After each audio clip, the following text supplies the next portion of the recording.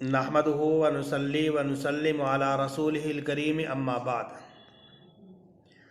आज का उन्वान है रसूल अकरम सल्लल्लाहु अलैहि वसल्लम की बात व सुन्नतें जिन पर हमारी अक्सरियत ने अमल करना छोड़ दिया। उन छोड़ी हुई सुन्नतों में से एक सुन्नत है दुआओं के ज़रिए से इलाज करना। बुज़ुर्गान मोहतरम, रसूल अकरम सल्लल्लाहु अलैहि वसल्लम दुआओं के ज़रिए से इलाज किया करते थे और आपने अपनी उम्मत को भी इस बात की तालीम दी कि वह दुआओं के ज़रिए से इलाज करे। हज़रत आयशा सिद्दीक़ा रज़ियल्लाहु ताला अन्हा फरमाती हैं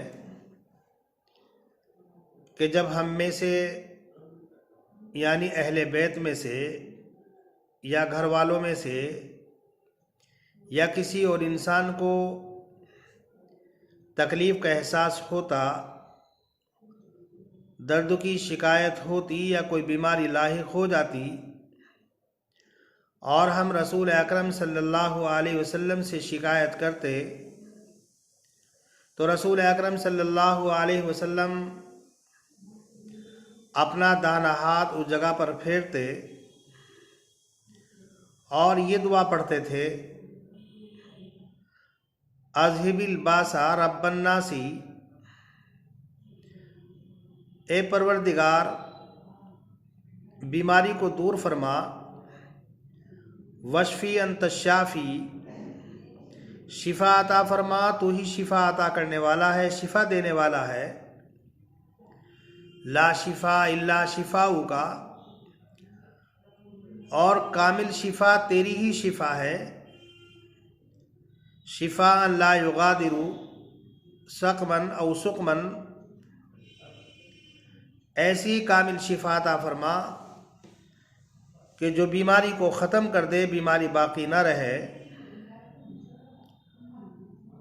हर मुसलमान का ये अक़ीदा होना चाहिए कि शिफा देने वाली अल्लाह की ज़ात है।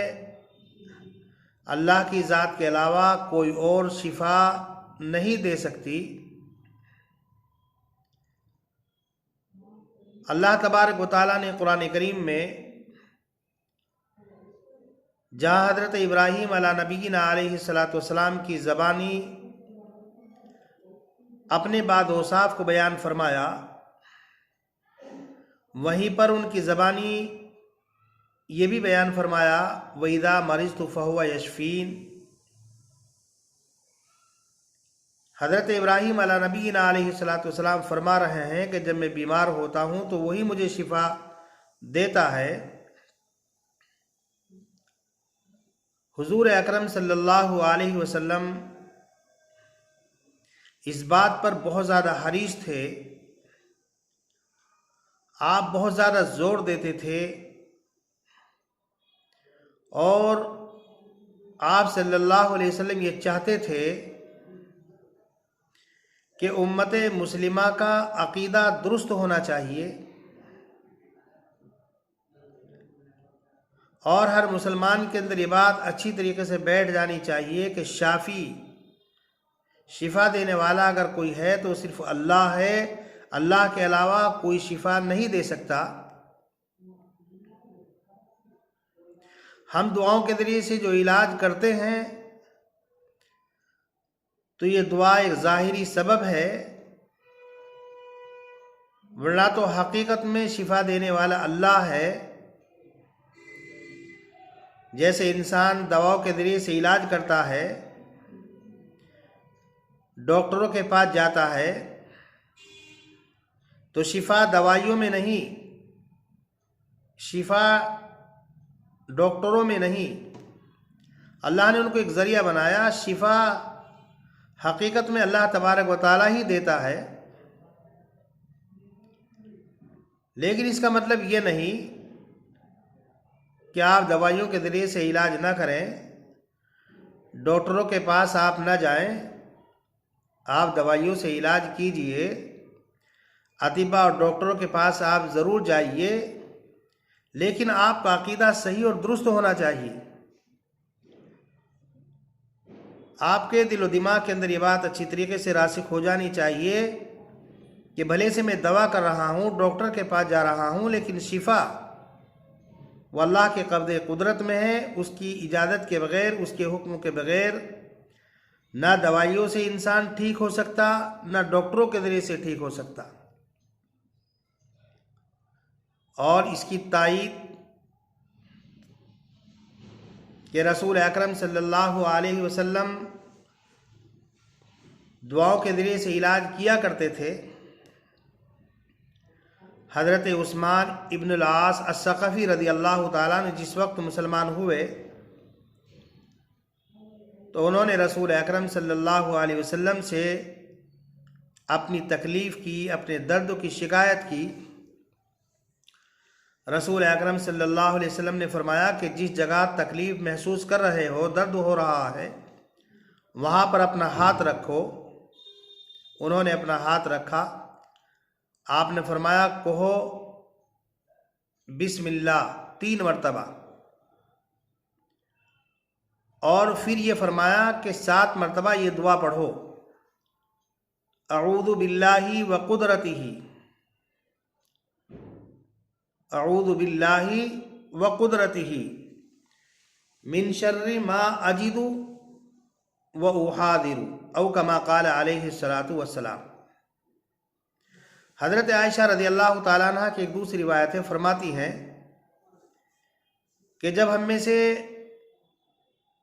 کسی کو کوئی پھوڑا ہو جاتا، کوئی پھنسی ہو جاتی، کوئی زخم ہو جاتا، اور ہم رسول اکرم صلی اللہ علیہ وسلم سے اس کی شکایت کرتے تو آپ اس جگہ انگلی رکھ کر دعا پڑھا کرتے تھے. سفیان ابن عیینہ جو اس روایت کے راوی ہیں، انہوں نے اپنی انگلی کو زمین پر رکھا، پھر اٹھا لیا، اور انہوں نے یہ دعا پڑھی، بسم اللہ تربت ارضنا وبریقت بازنا لیشفی سقیمنا باذن ربنا. اپنی انگلی پر تھوک لگایا، اس کو مدینہ منورہ کی زمین پر رکھا جو برکت کی جگہ تھی، برکت کی زمین تھی. تھوک اس لیے لگایا تاکہ مٹی کچھ انگلی پر لگ جائے، چپک جائے، اور پھر سفیان ابن عیینہ نے اس انگلی کو اس جگہ رکھا جہاں پر درد کا احساس ہو رہا تھا، جہاں پر تکلیف محسوس ہو رہی تھی، اور پھر اس کے بعد یہ دعا پڑھی. مشہور واقعہ ہے، بعض حضرات صحابہ کرام سریے میں پہنچے، ایک بستی کے پاس سے گزر ہوا، حضرات صحابہ کرام نے وہاں پر پڑاؤ ڈال دیا. حضرات صحابہ کرام نے بستی کے لوگوں سے کہا کہ ہماری مہمان نوازی کیجئے، ہمیں کھانے کی ضرورت ہے.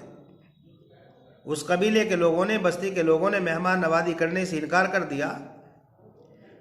اتفاق یہ ہوا کہ اس قبیلے کا جو سردار تھا اس کو کسی چیز نے ڈس لیا یا اس پر کوئی اثر ہو گیا. چاروں طرف علاج کے لیے گئے لیکن کہیں پر شفا نہیں ملی. اس قبیلے کے کسی مرد نے یا کسی عورت نے یہ کہا کہ یہ جو یہاں پر پڑاؤ ڈالے ہوئے ہیں ان سے معلوم کرو، ہو سکتا ہے ان میں کوئی علاج کرنے والا ہو. اس قبیلے کے سردار کو وہ لوگ لے کر حضرات صحابہ کرام کے پاس آئے اور جا کر پوری صورتحال بیان کر دی. حضرات صحابہ کرام نے کہا کہ ٹھیک ہے، علاج تو ہم کریں گے، ہمیں علاج کرنے والا موجود ہے، لیکن ہماری ایک شرط ہوگی کہ تمہیں اجرت دینی ہوگی. اس لیے کہ ہم نے آپ لوگوں سے مہمان نوازی کا مطالبہ کیا تھا، آپ لوگوں نے ہماری مہمان نوازی نہیں کی. انہوں نے کہا ٹھیک ہے، ہم اجرت دیں گے، اور اجرت میں یہ طے ہوا کہ کچھ بکریاں دی جائیں گی. اب بکریاں 10 تھی، 20 تھی، 30 تھی، 40 تھی، 100 تھی. اعلی اختلاف الاقوال، اجرت طے ہو گئی۔ ایک صحابی رسول جو غالباً حضرت ابو سعید خدری رضی اللہ تعالیٰ عنہ تھے، انہوں نے سورہ فاتحہ پڑھی اور پڑھ کر دم کر دیا۔ اس قبیلے کے سردار کو شفا مل گئی، ٹھیک ہو گیا۔ جو بکریاں اجرت میں طے ہوئی تھی وہ حضرات صحابہ اکرام کے حوالے کر دی گئی۔ بعض صحابہ نے کہا کہ ان کو تقسیم کر لیا جائے، لیکن جس نے سورہ فاتحہ پڑھ کر دم کیا اس صحابی نے کہا کہ نہیں، ابھی ٹھہرو، حضور اکرم صلی اللہ علیہ وسلم کی خدمت بابرکات پہ پہنچتے ہیں اور وہاں جا کر پوری صورتحال بیان کریں گے۔ رسول اکرم صلی اللہ علیہ وسلم جو فیصلہ سنائیں گے اس کے مطابق عمل کیا جائے گا۔ صحابہ نے کہا ٹھیک ہے۔ یہ حضور اکرم صلی اللہ علیہ وسلم کی خدمت بابرکات میں حاضر ہوئے اور پورا واقعہ تفصیل سے سنا دیا۔